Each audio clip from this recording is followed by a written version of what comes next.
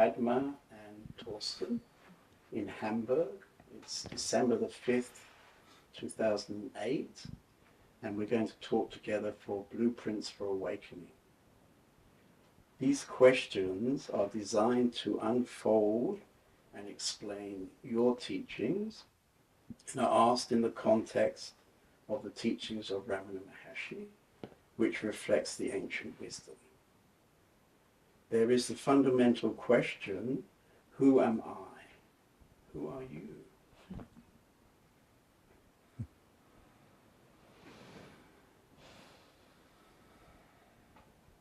You know, always when I hear this question, and of course there is a process of asking myself, who am I? This question just goes nowhere, you know, it turns the direction to the source of what I am, before what I see outside objects or what I feel inside, even the notions of maybe my name, personal identification, the story of Torsten. It goes to the center from where everything is seen, and there nothing is found. You know, it just goes to the emptiness. But even emptiness is just a word which is seen by the emptiness. So, and every word that I can find for what I am is not correct in this way. So, but it turns into this direction, and then I cannot say anything in a way, you know. So, yeah. So it remains an alive inquiry to just keep seeing what's there. In that way, it just stays alive and fresh. That really there's no separate entity to be found. Yes, that's when we investigate who or what or where is I. And going back to this background where perception is perceived or where speaking or action springs from, it's like, what can be found?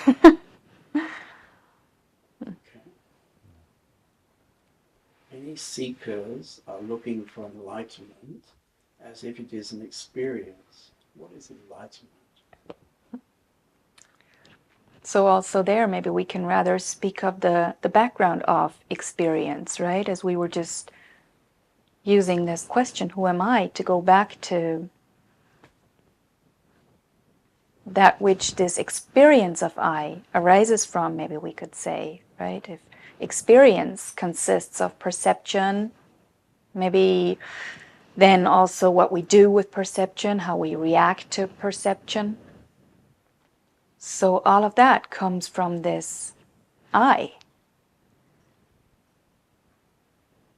And then maybe we could say that that's shining the light in that direction, finding the background of experience. And then there may be all kinds of experiences that come with that. But it seems like the main point of interest is here too, this background of the experience.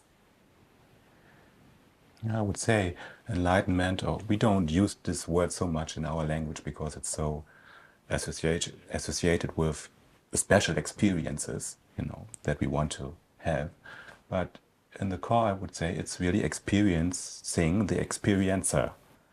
And there of course is the expectation that there is something to be found, as Padma said, an entity, limited, separated in space and being in time.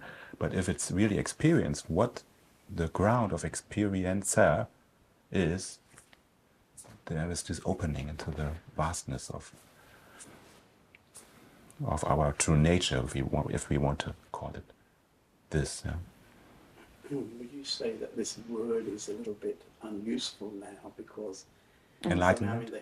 Because in the history it's kind of strong word, and it has led people maybe to look for something very special, and therefore miss what is very ordinary. Yeah, and also it sounds like a noun, which maybe a process word would be more useful if we want to find any word for it. And it seems to work that way anyway, that sometimes we use words that can point at what really cannot be said in words.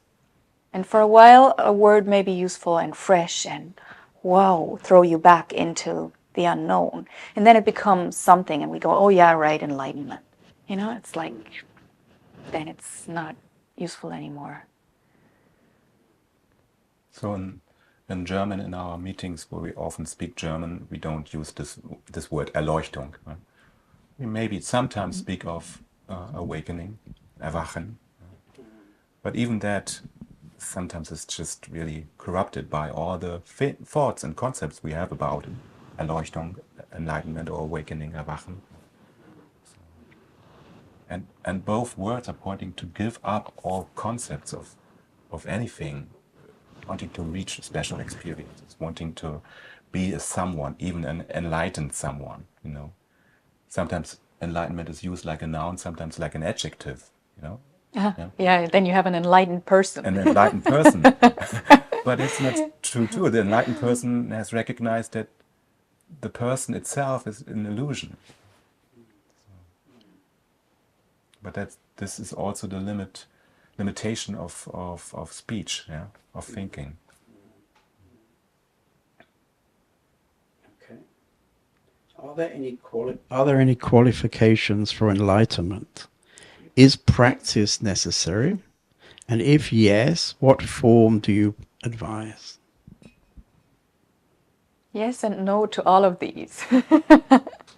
So it's like, on the one hand, we can say absolutely no. I mean, what prerequisite could be required to just be that being that is the source of everything? You cannot not be, you cannot be separate from what is not separate. So, and so yes, of course that has to be accessible at all times, under all circumstances, for everybody.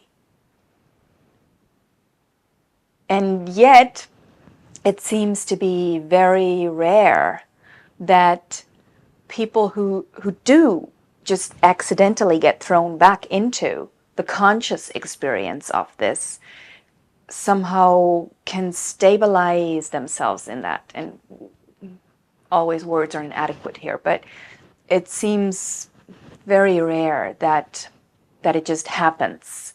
I mean, it does happen that people have these even conscious experiences of being thrown back into what's not separate, and recognizing that and experiencing that and appreciating that even. Sometimes people don't even appreciate it then, when there's no knowledge maybe even, or no looking for that. And then sometimes that doesn't need to be prior. Maybe it can follow. You know, some people have just this experiences, just this sudden experience, and then they go, wow, that's what's true, and that's what my life is about. And then the prerequisite kind of gets established after the breakthrough, we could say. And then, of course, also along these same lines, no practice. How could you practice being? How could you practice where there is nobody to practice anything? Just doesn't work, of course. And on the other hand, when it seems like there is a somebody, which is the case most of the time for most of us, that it seems like there is time and space and something we do and the appearance of a world. So many beautiful practices can be so useful and supportive. It's not like they're needed or not like you have to, but we usually consider that a very individual case, you know, at each moment. And sometimes even for one individual at a certain time, one practice is fantastic and really helps them ground themselves or be thrown back into this unknown. And then that too, you know, just like we said of the word enlightenment or whatever word, you know, at some point it becomes a thing and becomes rigid, and And then it's no longer useful. Can I just, you were saying that there's not really a practice, but somehow also if we strongly identify with a somebody, then something like meditation is a traditional practice. Yeah. But in the West, and I understand you have some psychological background, do you use any of these more Western psychological approaches? I do, and I find them very helpful. Not always, not for everybody, not at all times, but some of them are great, you know, at some points in time for somebody to really feel like something can be solved, and then, okay, then we can let go of it, or we can disidentify from it. But, you know, sometimes, yeah, even psychological tools can be hugely helpful.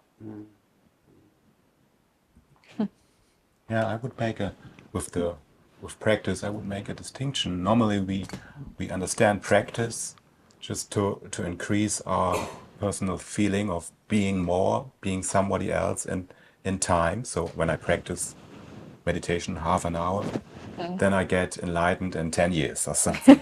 Yeah, half hour a day. And this is the normal understanding of practice in time. And yeah, just the understanding that I can get something from that in time. And there is another understanding of practice, which is really discovering what is already enlightened and peace, free right now. So it just goes in for this moment and in this moment, and therefore there are a lot of practices or keys or Zugänge, accesses to this realization in this moment. And at this point, practice makes sense if we understand it like this. And then there can be even a deepening into the stabilization or the grounding in that what we already maybe have experienced in a glimpse. So I would say. My teacher, Eli Jaxon-Bear, he often uses the connotation of homeopathic antidotes. You know, like he says, we use hypnotherapy as a homeopathic antidote to the usual daily trances we're in, right? So here maybe too we could say practice. We use practice as a homeopathic antidote to what we usually do practice. So it's more like an unpracticing, really. Because we practice identification. That's our usual daily practice. We practice being a somebody who does something or needs something. So all of real meditation, maybe we could say, is rather about an unpracticing, a coming back to what is in and of itself, of its own accord.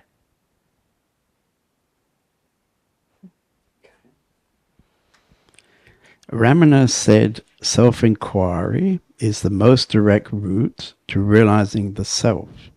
What do you say about self-inquiry and how to conduct self-inquiry? What means conduct? Durchführen. Okay. Ausführen. Yeah. Well, I already in the beginning described a little bit what it is. It's not only the question, of course, it's not only the mental question, who am I? This is in a way a start of somehow turning the direction of attention away from the objects to the subject. This is normally totally overlooked. We are in a normal state of consciousness. Our mind and our attention always goes outside to the outer object or the inner objects, feelings, thoughts, sensations in the body, and we look there, and our mind wants to change the objects. And this "who am I" question really turns it around, turns it to who is seeing all these objects? What is the subject? Is there really a subject which is an entity, or is there something else, another dimension? So, and yes, I would say this is one of the most powerful ways of pointing to the truth. I have to say this, it's true. It's not the only way. It's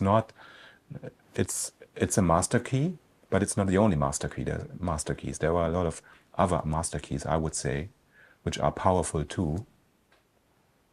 Can you give an example of these other master keys? Yeah, maybe what comes to my mind, what was for me also a very powerful question, is to the question, what remains?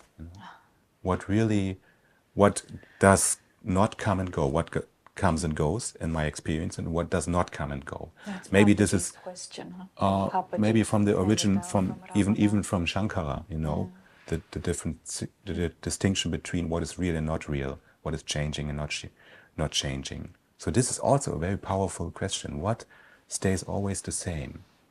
Because even if we use this question, we see objects, situations, senses, thoughts, feelings come and go. And if we ask what remains, then there is also, what is this? What is this background? Also a powerful question for me. Also a way of seeing through the illusion of separate things, separate entities here or there. And also there, I would say it's so important that it remains alive, that it remains a fresh, true process. Because even this powerful question, who am I, can become a concept, can become something we do, or just like, oh yeah, who am I? Or just repeat the question over and over until it becomes like a tape you run in your mind. And as Torsten said, it has this power to just throw you back into this moment, into this alive unknown. Yeah, I mean, I remember, in fact, that Papaji said, you do this once, Yeah. and you do it properly. Yeah. But of course, that's rather rare. Yeah, that's rather rare. Yeah. And sometimes then it can even help to rephrase it, to rather than say, who am I, to ask what or where? Where can you find this I? So then that can become a new, true investigation to see where is it actually that perception goes to and action arises from. Where do I find that source?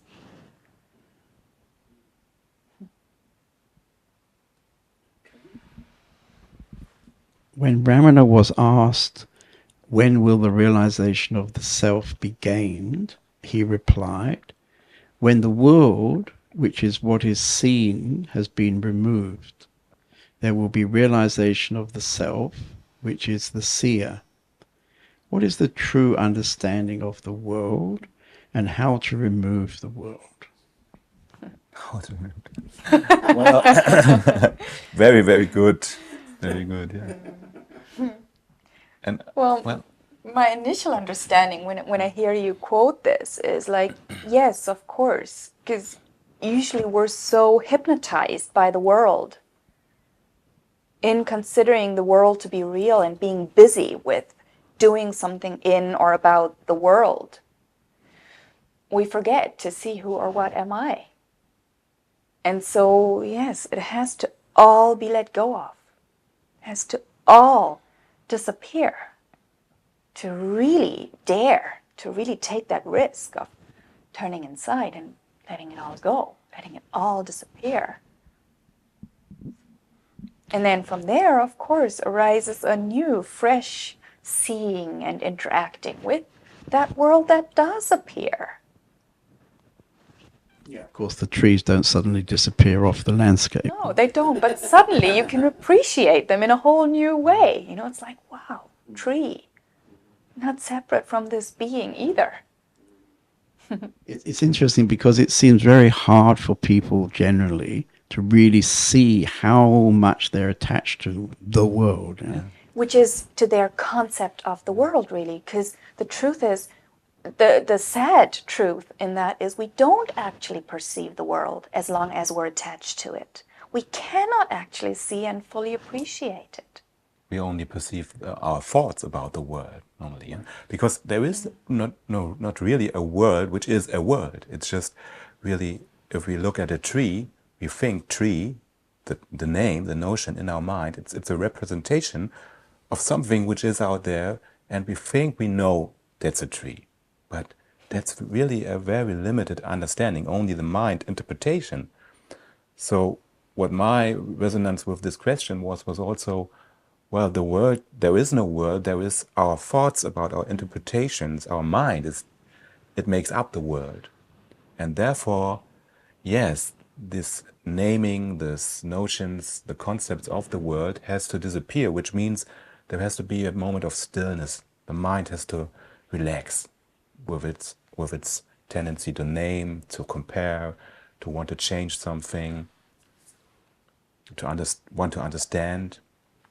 And when this is the typical phenomena, when we have a glimpse that our mind comes to rest. It just really, for a moment, gets transparent, or it really totally falls down. And then, then something else shines through. So, and then, okay, then there is, if this is deep enough, if this is really recognized as what it is, there is self-realization, the deeper self. And then maybe the world comes again, which means thoughts come again, notions. And when they are seen from this deep,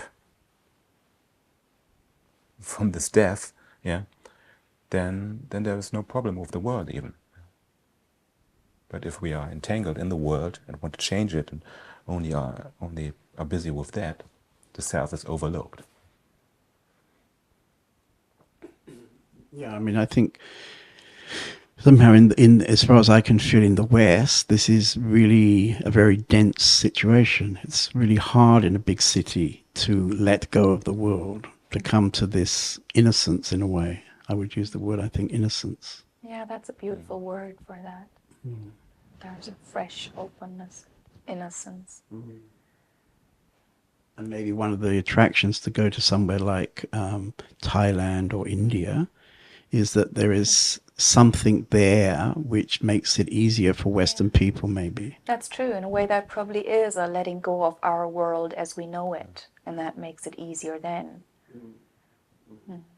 Well, there's probably a cultural effect. If you are confronted with a total different culture, your mind even falls down. It's much more fresh, It's not all going in its old ways, because it's something totally different, the people behave or the landscape.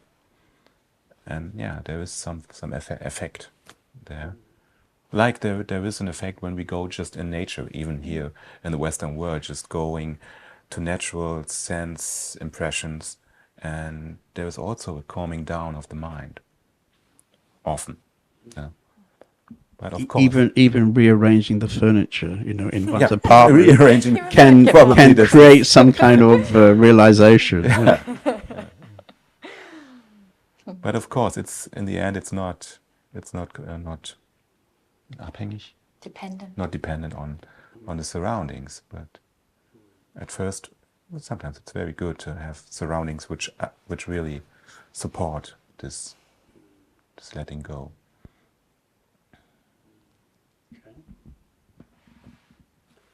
It has been suggested that the mind must be destroyed for liberation to occur. Do you have a mind? How to destroy the mind?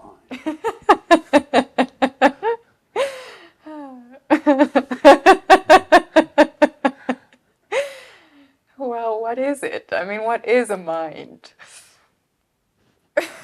You're Nobody's probably the right ever found person one you're yet. probably the right person to answer that. So, sure, we have different concepts of that too, right? I mean, psychological or philosophical or whatever explanations or theories of what mind is, but ultimately, nobody's ever seen one, really. I mean, isn't there a movie on that, or also a video where people report that Papaji sent them to find the mind?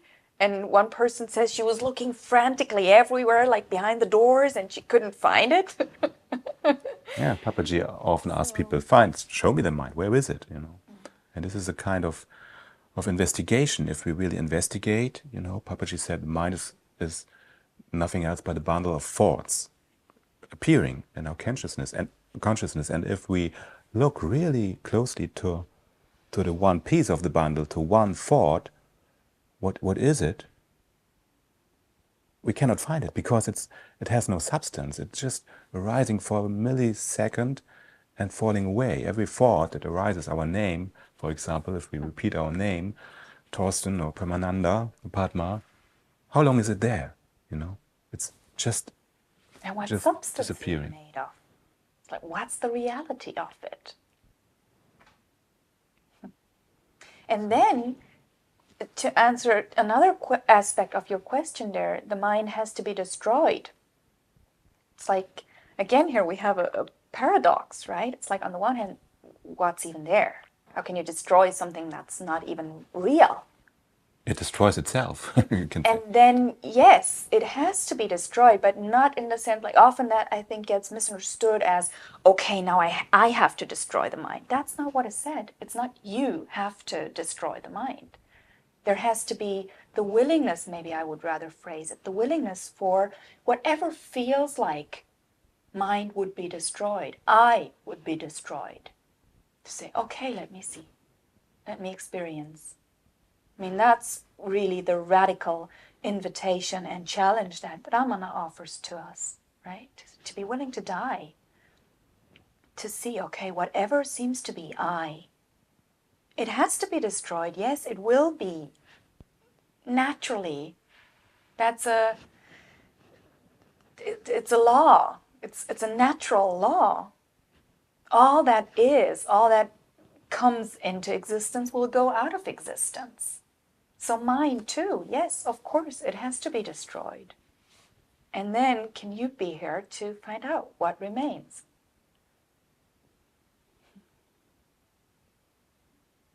Do you have a mind? I haven't found one. I would say nobody has a mind, you know. Even the concept of having, of possessing something, grasping it, it's not possible. Nobody has anything. But of course there is an illusion sometimes that you can possess something in your outer world or in your inner experience, as we can possess sensations or feelings. They come and go. Nobody can possess anything, so nobody has a mind. There is an appearance of mind, but it's insubstantial. It's like a ghost. And I would say it's really like, when that's a metaphor I really like. I've been using that a lot, of the mind. Actually, in German, there is one, you can use different translations, which all don't really work for mind, but one is like a ghost. And it is like a ghost. It's like you can be haunted by it. And the more you try to escape it, or the more you try to not see it, the more it seems real. But when you really look at it, it's like, and you're willing to be destroyed, you're willing to say, okay, let me see what's the truth of the situation. There's nothing really there. There's nothing that really has power over you or over anything. I mean, some people have divided the mind into the thinking mind and Yeah. the kind of practical functioning. That's a useful concept for some time, for some people. Can be a very useful concept. That, somehow we need to maintain a functioning mind in order to live our lives. But the thinking mind is the part that causes us the trouble because, we project into the future some idea and then that creates suffering. Yeah, I've quoted and used that concept too. I find that very brilliant. I think it's mainly Ramesh Balsekar who's brought that to us, to our understanding, and it can be very useful. But also I have found that sometimes then that too becomes a concept, or as you're saying, there may be the notion of, okay, now I have to maintain the thinking mind. Like who? What do you need to do to maintain this natural functioning of being? And I would also say we don't have to maintain it. It just comes again. It just functions of its own.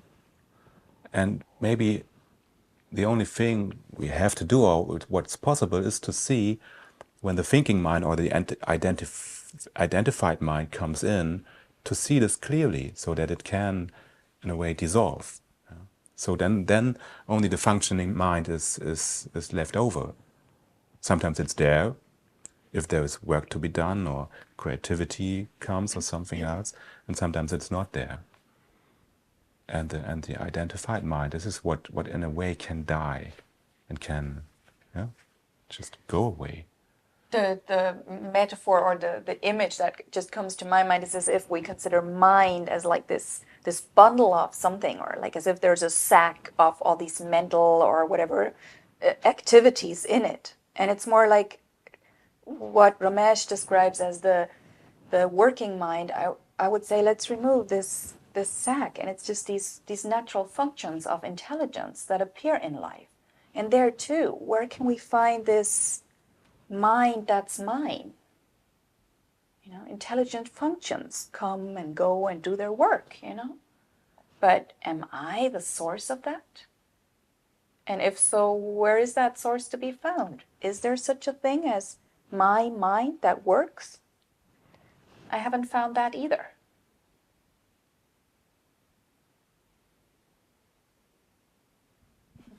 Okay. What about the tendencies of the mind? Must these be removed before self-realization can become permanent? How to remove the tendencies? There too, this metaphor of ghost seems very useful to me. You know, it's like we're haunted. And some of these old ghosts keep haunting us until they're fully seen, so they can come to peace. And then there seems to be a somebody who seems to be haunted by something, who seems to be possessed even, who seems to have to do something and can't do something else. And so there too, it can be very useful to just really meet these ghosts and see, okay, what's really here? What is it that's haunting you?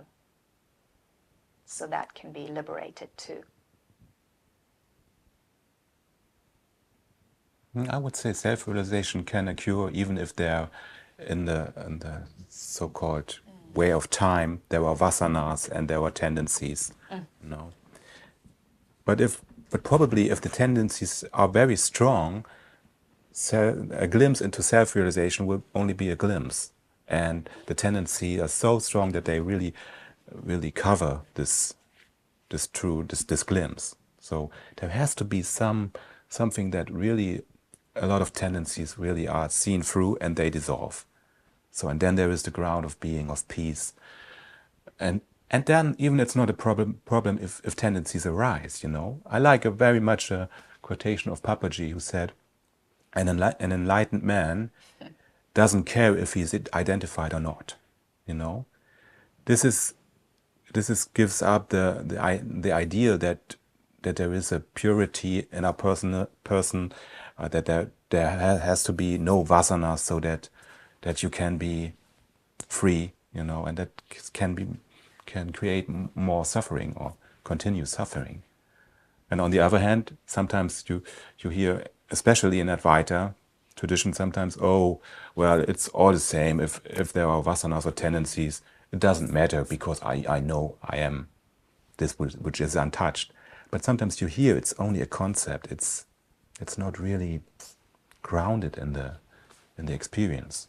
It's my impression sometimes. That openness to let it all come, you know, or to really see it all and to be finished with it too, you know.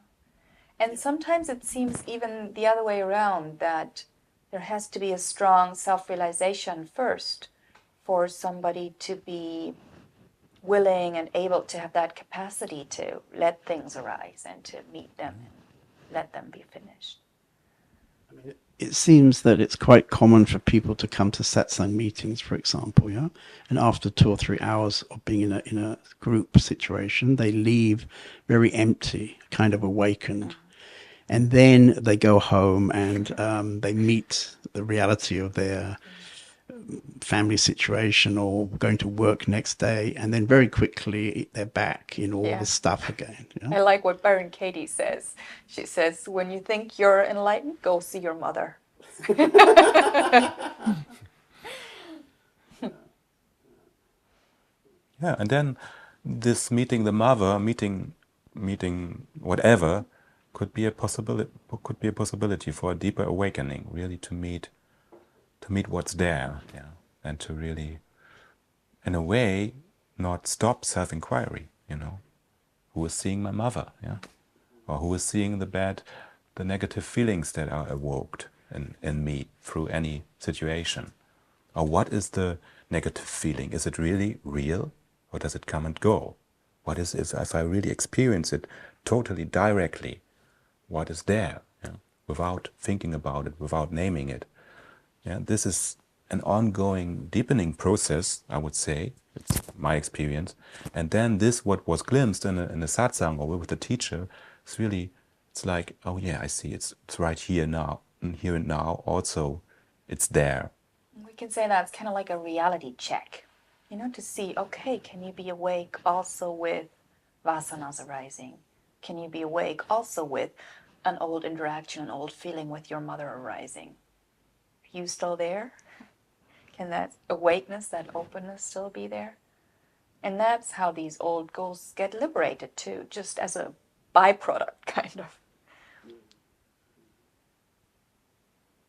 And I think somehow it's really the power of this tradition of satsang, you know, that it can give such a strong glimpse and very fast, you know, without doing anything. You come, I mean, I remember Eli's report about Papaji, about seeing people coming to Papaji, and Eli said he saw how people awake in a second. Just seeing Papaji, just hearing some words from Papaji, great, what a power. And then Eli said, and then he saw they fall in sleep again, quite fast too, you know. Yeah. So there is a power in this, and maybe especially in this tradition of satsang and Ramana Maharshi, and yes, often it's like there is this gift of a glimpse, and then what do you do with it, but do you really want freedom, or do you want the old stuff again? Well, you give everything to it, or is there something you're still withholding, or something you're still trying to exclude? Oh no, not my work. That should still function. Or is it possible to see who or what am I, wherever or whenever you seem to find yourself? It seems to me this is quite rare, yeah, to find somebody who's really willing to stand naked, you could say. Yeah. It's quite rare.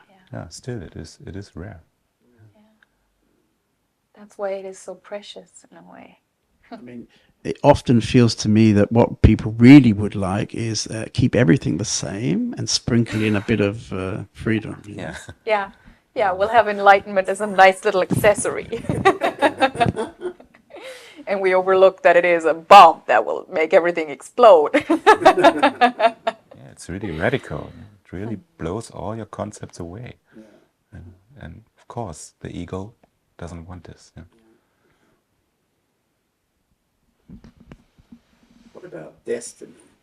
Do you expect things to simply happen? Or are you expressing your free will and choosing?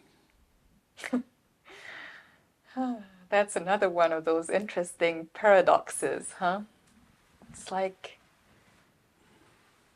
again, I think that whole question that seems to be such an important question, maybe particularly in the West, I don't know.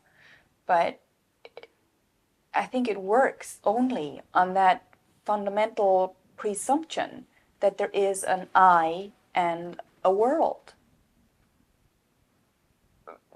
Because, I mean, that's only that I and that world that could possibly be predestined or have a free will. But if you are not a separate entity, if you're one with life as it unfolds, it's like, yes, of course you participate. And yet we can't even speak of participation. It's like, yes, free will. Where does it arise from? How do you decide what you want? I mean, there's a strong feeling in the West, I think, that if you don't decide, nothing's going to happen. You know? Yeah. I'll just sit on my chair and nothing will happen, you know? Yeah. But there is another way of really experiencing life, which is decision arise of their own. That's my feeling, you know, or my experience. I don't have to decide. Sorry. I don't have to decide. Decisions arise It does not mean that no decision arises. Maybe a clear yes or a clear no arises in the mind. It's not me that produces this yes. There is an intuition, yeah, where it comes from. So it's not right that there are no decisions when you know that you are not the one who makes the decisions, that they come from this other dimension. It's been interesting for me making first the book about Indian masters and now doing something similar with Western masters, because I've never chosen the masters, you know, and yet they came. They yeah, like I'm sitting here with you now. I had absolutely no plan to sit here with you at all, and then I found just a few days before I came to Hamburg. You see, perfect timing. Somebody said something about you guys, you know, and then I thought, yeah, why not? You know, do a couple, be interesting, you know. And so here we are, you see, and yet no plan, and yet still lots is happening. Yeah. Yeah, that's life, huh? Yeah, and it's very beautiful to see that. Yeah. That in a way, the less I'm doing, the more happens. Yeah. Yeah. The more clarity there is, yeah, the more creativity in a way, also, you know, that things come just out of the blue. Yeah. So of course, if you're not separate from life, how would life not live through you too? Just quite naturally and beautifully. Yeah, yeah. But I think this is very hard for many Western people because we are so much conditioned to do something, you know. So to go from doing something to relaxing into allowing things to happen, it's a big step for many people. And in a way, it seems like this concept of an individual, separate me is so much more strongly developed in the West. In a lot of Eastern countries, that doesn't even seem to be such a big thing. Right. But here it's very important to have a strong me, you know, to be a strong, separate, independent somebody. That's a good thing. Right. That's right. And it is, you know, until you see, okay, that too can then again be surrendered, or you can be strong enough to even have the courage to see what's the truth of it. Where are my boundaries really exactly? How do I make these free, independent decisions? Where do they come from?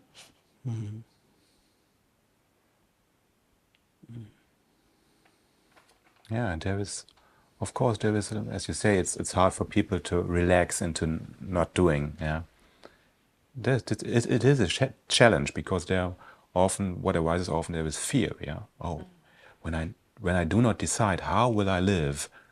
Will I care for my paying my rent and so on? And this is a challenge. It's a kind of death too. Yeah, wow. Maybe I die. Maybe I cannot care for my body, but this is there is the possibility of self-inquiry. Really, I would say like Ramana, really where he experienced the wave of death coming over him as a young man in his awakening experience, and there was a surrender to this. Okay, death comes. What is now important? To save my body? No, just to see what happens when I let this wave of death, of fear, come over me and look for what remains. That was his, I would say, that was the essence of his awakening experience. So it's expected that there are emotions like Microphone stopped.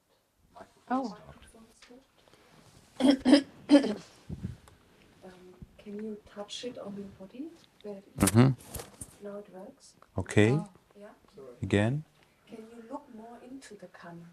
Yeah. Okay. It's really. Sorry. Yeah, like I said, you know, you end up. Yeah. It So when feels more natural. Stop. Yeah, it's natural. It's hard to look into Yeah. the camera. So I would say it's expected that waves of fear, for example, arise. Stop again. Now it's going. That's going. Okay. It's a challenge, and it's a possibility to really die. Also, it seems like, and that may be a particular Western thing too, I'm not sure, but as if there's a as if that fear too, or this notion that I need to keep my life going, is in a way an expression of a fundamental mistrust, we could say. It's like we're not really trusting life to live us, but I have to do it. And if I don't do it, oh my God, life is not going to keep me alive. So that's what has to be found out. That's where we need this courage to really find out what is trustworthy.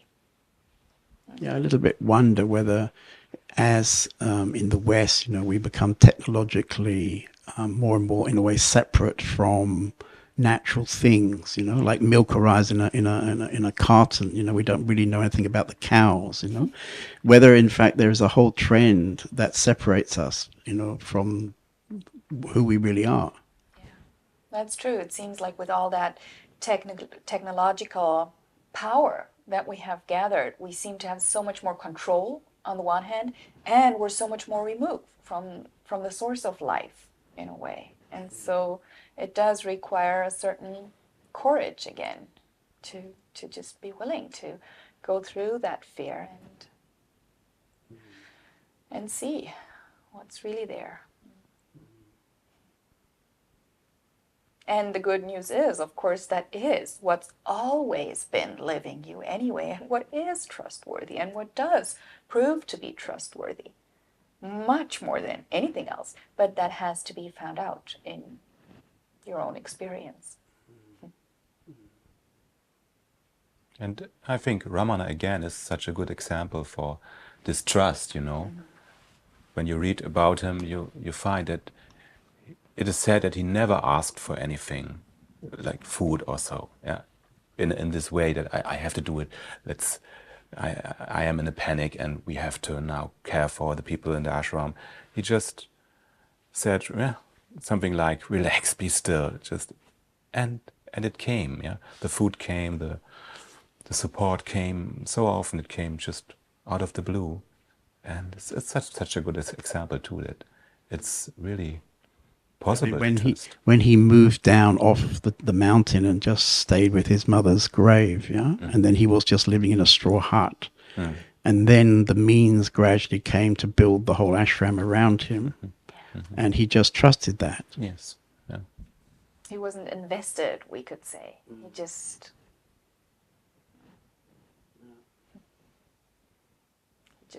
trusted life to take care of him. And his priority was the peace, to be in peace and not be in worldly affairs and thinking about how can I get money, This is too much.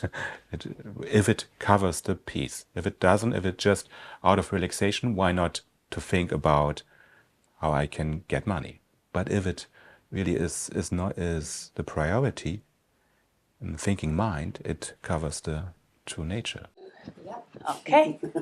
Good. We're all back in place. Okay. It appears essential to meet a master and surrender to that master. Who is the master? What is the master's role? And how to recognize a true master?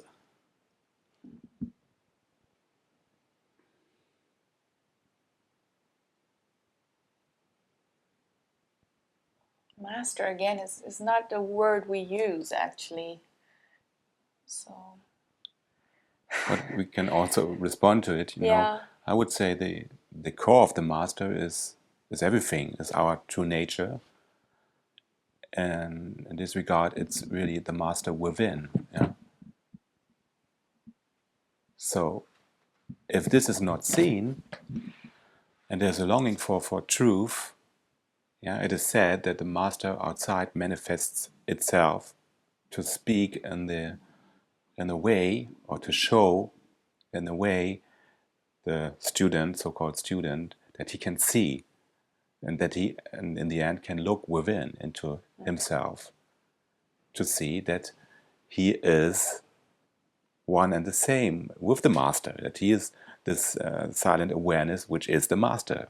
So, and in this way, if it's necessary, someone or something in the outside appears to to show you, to give you a hint. And then, of course, if you really see, you see that there is that the mind who makes the distinction or the separateness between master and student, that this is illusion, and there is no border between them. So I don't know if this answers the question in any way. I find this a very nice answer. I mean, there was an Indian master who said that, you know, somehow the master's role is to show the so-called student that he is the same as me. Yes, that's a paradox, of course, in a way. The the guru-disciple relationship is to destroy itself in a way, you know. Yeah. And yet, I'm also just thinking of one aspect that may be particular in the West too, that can be tricky in a way. You know, that sometimes people will go like, "Oh no, there is no master. I don't need a master. I'm the master myself," which of course can be very tricky, because then again, it's this: I am myself and I am independent. I can do it by myself, and I am the master. Which this is a way quite common, actually. This statement is quite common. Yeah, which is a way of avoiding this exposure, or, you know, just kind of like forming some kind of a shield around this I, me, mine, and I'm the master, and I don't need anything or anybody else, you know, which keeps the ego intact. So, I mean, it's true. When you say that, it's absolutely true. But usually there isn't a true understanding when that's spoken, I think. Mm-hmm. Yeah, so then in that case, it can seem like it does require that willingness to surrender and even accept what seems like a hierarchy that totally contradicts our Western understanding of how it is or should be, that we should be all equal, which we are, the same even. And yet, it doesn't work that way. It just doesn't work, it seems, to just keep that intact, this I'm this equal, independent, and nobody can tell me anything.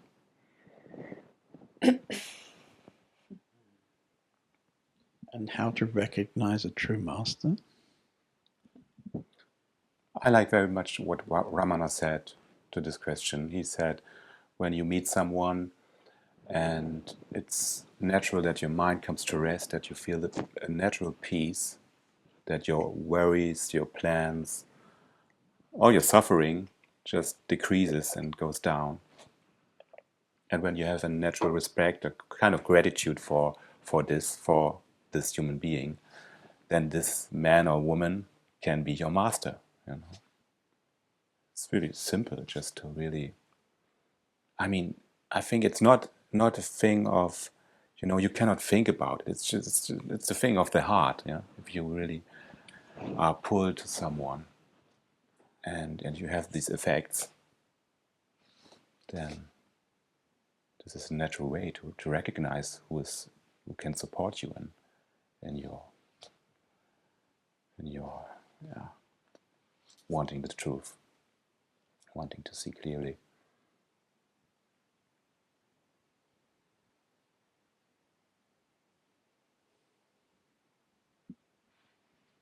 Traditionally, devotees had tremendous devotion to the master. Please say something about devotion in the pursuit of awakening. Yeah, I think I just kind of jumped ahead a little, huh? So yeah, I would say that may be the word for that too, that devotion can be a very beautiful ingredient, and maybe even has to be there, or at least, let me say, it cannot be avoided. Because that may be part of what in the West we try to avoid, you know, that we don't want to be some devoted, humble student, but we want to be the master ourselves. And it's such a pity when we're not allowing ourselves to, because it's also experience the sweetness of that. The sweetness and the limitlessness of love. You know, devotion has something to do with love, that you really feel in a way connected to a human being, to your master maybe, yeah, that is really transcending all the other ways of love. For example, romantic love, that often our belief system in the West is really to love someone is only possible in maybe in a family, or especially in a romantic love relationship.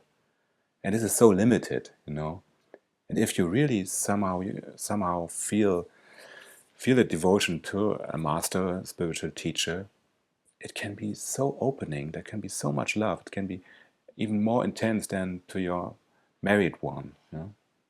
And if you just give yourself to it, then this love even widens. It just really, in the end, you see, that's the quotation, or that's one of what the Advaita Masters say. You see your master in every pair of eyes.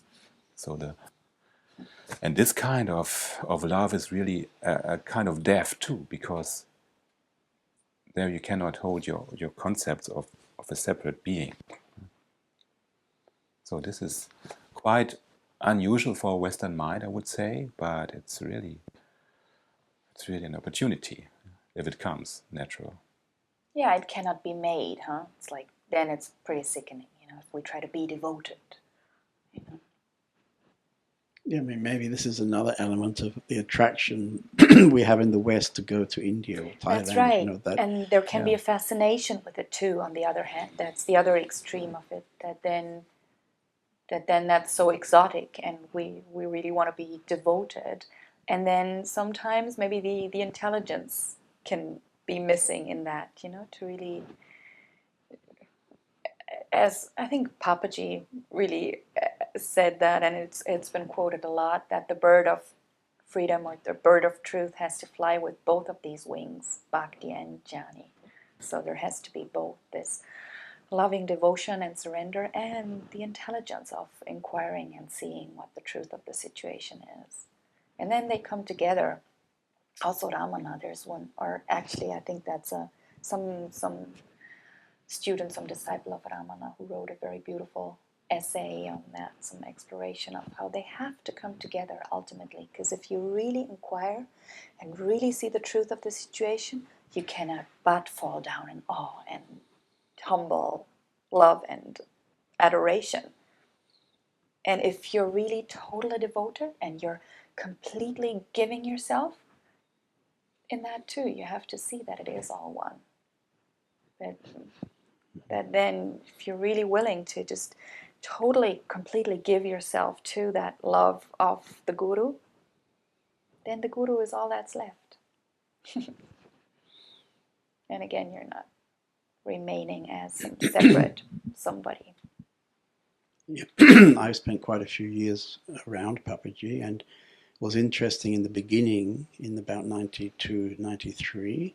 He was very much teaching from the point of view of jnani and inquiry and knowledge.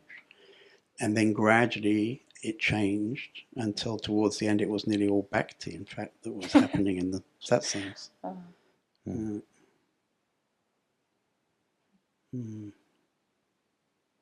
Yeah, it seems like there has to be some balance somehow.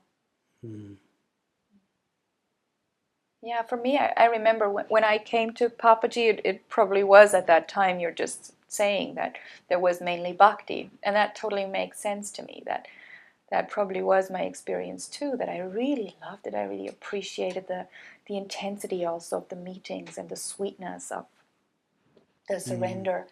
And yet, yeah, that was probably what was missing for me a bit, that I needed some more guidance for my inquiry at that point in time. And then, of course, that was provided too, and that came. But, yeah, that makes sense, what you're saying.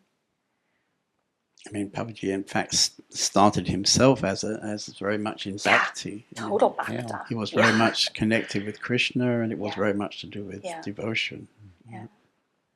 And maybe that's the reason why Ramana was so helpful for him to really get this other, the other side. Yeah. Good. Seekers often have curious ideas about the enlightened state. Please describe your typical day and how you perceive the world. What's a typical day exactly? Like today. I don't think I have any left. So that's the part that really has changed, I would say. It has. There really is a difference. And of course there's a big difference too in that, my goodness, my life used to be so dramatic and so important, everything, especially everything about me. And so it's a great relief, of course, when that falls away.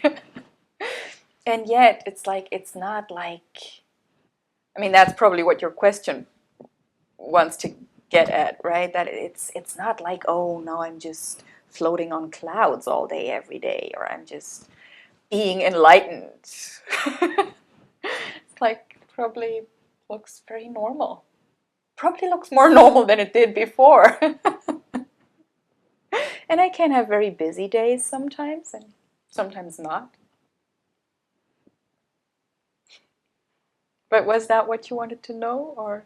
Yeah, I think people have a concept often Yeah. that so-called enlightened people, if they exist, are living in some very special way.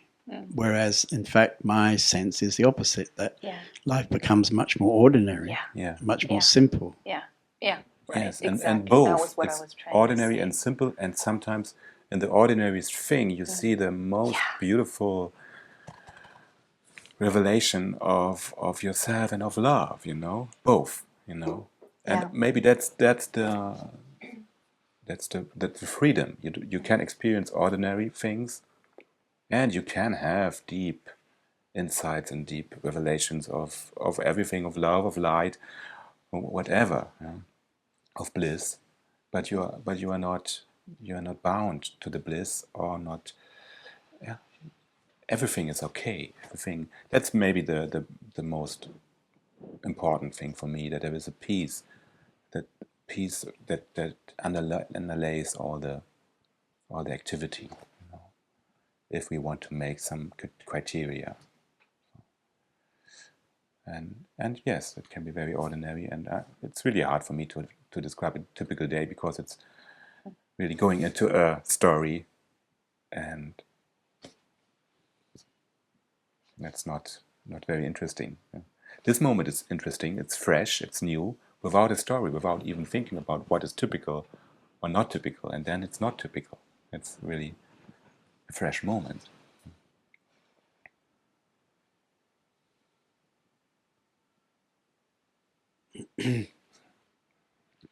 You've given us a profound discourse on awakening. When you would meet someone with a passion for awakening, what would your short advice be?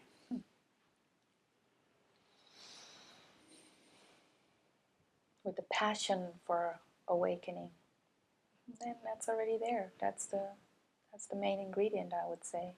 Then that's a love of truth. So you just allow yourself to love what you love, and naturally that is attractive.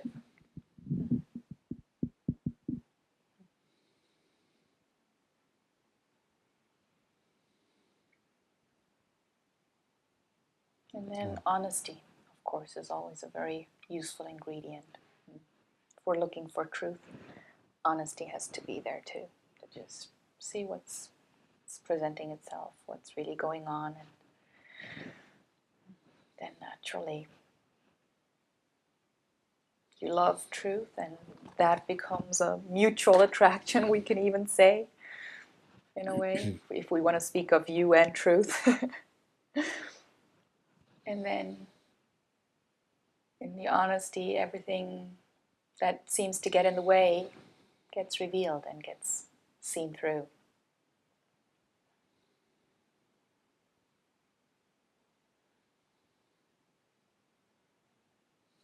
And for me, it's really, I agree with everything that Padma said, and it's when I meet with people who come to Satsang, the first thing is that we are in silence together, and that we somehow look in the eye if there is an openness, and there is something which is before the words, before any explanation, or any technique, or any philosophical talking.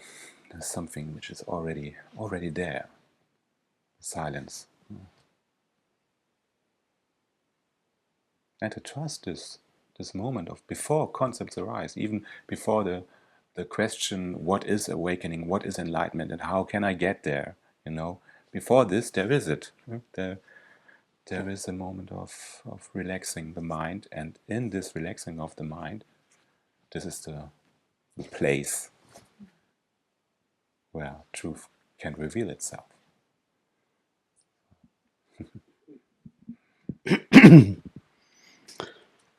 You offer satsang and also live together. So I would like to explore the question of relationship. Often relationship seems to complicate the pursuit of truth, but clearly not so in your case. Could you open up this subject of relationship? We're very, very lucky, I would say, and it has been very clear in our case right from the start that truth was the main interest in our lives already anyway. So it was clear that we both weren't interested in getting into a relationship that would obstruct or disturb the truth in any way. So we have a very clear commitment right from the start that this relationship is in service of truth. And you've been now together 10 years, I understand? Mm-hmm. Mm-hmm. Yeah, and it's worked very beautifully. For me, I can say very clearly it has been actually hugely supportive, even of deeper realization of truth.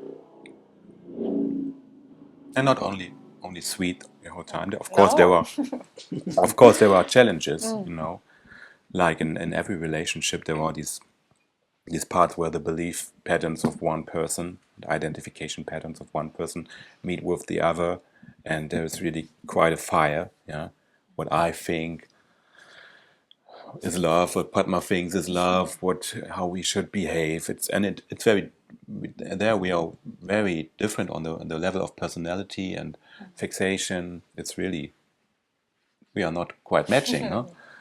So there is a fire in every relationship, and there is it's quite worthy, this fire, It's an opportunity for me.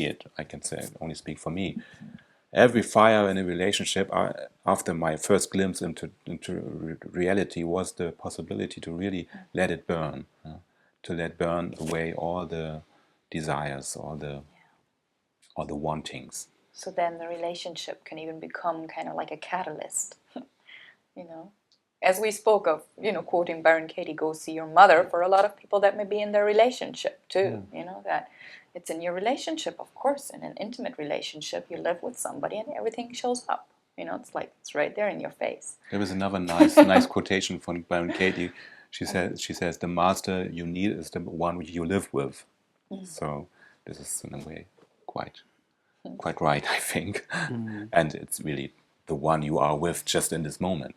If there is something arises in the relationship which is disturbing the peace, or that's an opportunity. And so in this way we have a relationship in one way. On the other hand, it's really a feeling of total independence in a way, We are in a way also on our own, with our own seeing and realization, It's not probably people have also romantic idealizations about such a relationship. Oh, now there are two people who are interested in truth, and there is always harmony. That's not the case. Can you say that again, please? Just busting all the ideals, all the romantic fantasies. So, and of course, even if you are in a relationship which is nice, there can be the same effects as if you are alone with no relationships. There can be a longing, there can be a being disappointed. It's not in this. So when we speak about like this, there's not really a difference if you have a relationship or if you don't have. the opportunities are always the same.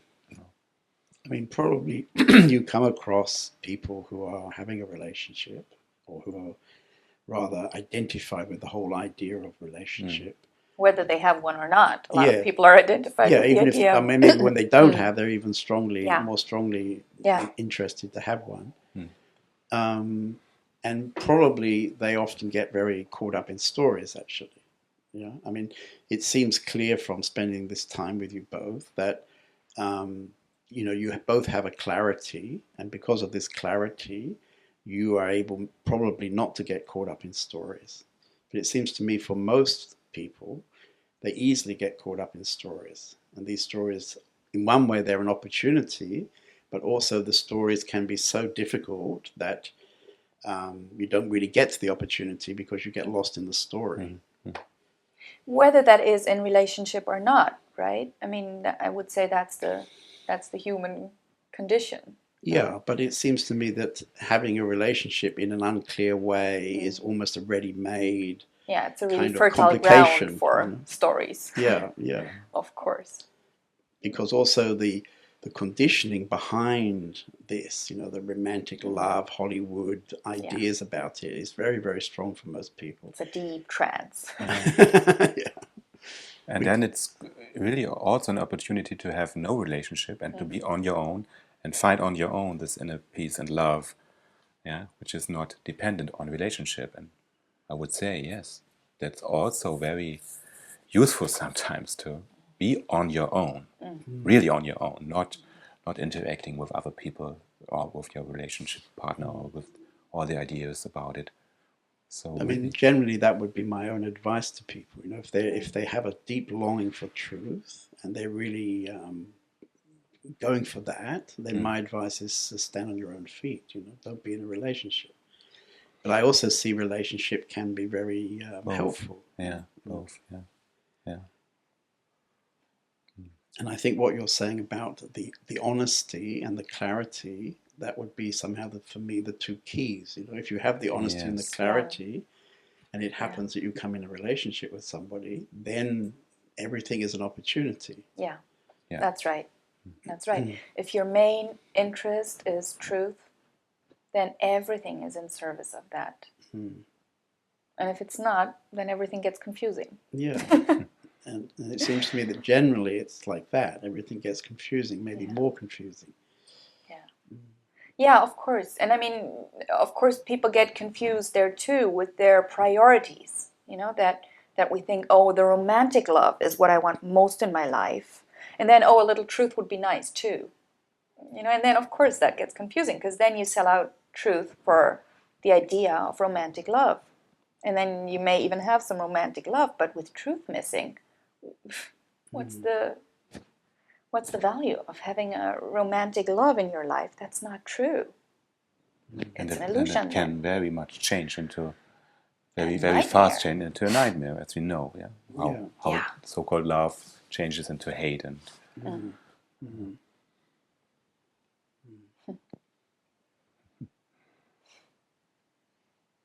Anyway, it's very happy for me personally to come and spend this time with you both, because there was a very easy flow. Actually, I could feel always that you basically are empathetic to each other, and whoever's speaking, then the other one maybe adds, and it's like it was totally easy. So there is a really special sense that your relationship does really work. I can like to say that. It's very nice. Yeah, that's true. I mean, that's true that even in satsang, we've been experiencing it as supportive, that it really works very, very easily, very naturally. Yeah, I think it's something very beautiful you're offering then to people to see the possibility and to know, for example, that if they would ask you, how come it works so well, then this honesty and the clarity is something you can actually say to them, well, look, in your own situation, do you have this honesty? Or are you lost in romantic stories about how a love should be or something? Yeah, how it should be, how I need it to be, how I want it to be. And if that ever becomes more important than just seeing the truth of the situation, then then it gets messy. I mean, you're both fairly young, and you say you've been 10 years together, but before that, did you experience some other relationships which didn't work so well? Yes. Yes. Right. Yeah, I did experience relationships, or one relationship where I already was interested in truth. It was clear, and I would say the other person was not so much interested in it, and it was a fire too, and a good fire for me. It's even not necessary that the other partner is interested in truth. If you are really interested in it, then you can use everything that appears in the relationship for your own inquiry. But it's also nice if the other one can understand you, and so that it came to a natural end, I would say, the other relationship, and then we met. I have to even say, admit, confess, whatever, that I did. Also, for me, it maybe was the other way around. At some point in time where I already was in Satsang and very much interested in the truth, but maybe still slightly more interested in personal love. And that did not work. It was even quite a mess and quite a lot of suffering, because in retrospect, now of course I didn't see it that clearly at that time, but in retrospect I would say that maybe, and it certainly wasn't totally clear with that person too, but maybe he was actually a little more interested in the truth that was shining through me than in my person. But I wanted it to be about personal love. And so that was a big mess.